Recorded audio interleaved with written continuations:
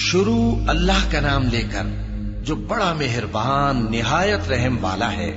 جب آسمان پھٹ جائے گا اور جب تارے جھڑ پڑیں گے اور جب سمندر ابل پڑیں گے اور جب قبریں اکھیڑ دی جائیں گی، تب ہر شخص معلوم کر لے گا کہ اس نے آگے کیا بھیجا تھا اور پیچھے کیا چھوڑا۔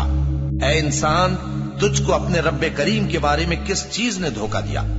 وہی تو ہے جس نے تجھے بنایا، پھر تیرے اعضاء کو درست کیا اور تیری قامت کو معتدل رکھا، جس صورت میں چاہا تجھے جوڑ دیا۔ مگر افسوس تم لوگ جزا کو جھٹلاتے ہو، حالانکہ تم پر نگہبان مقرر ہیں، یعنی معزز کاتبین۔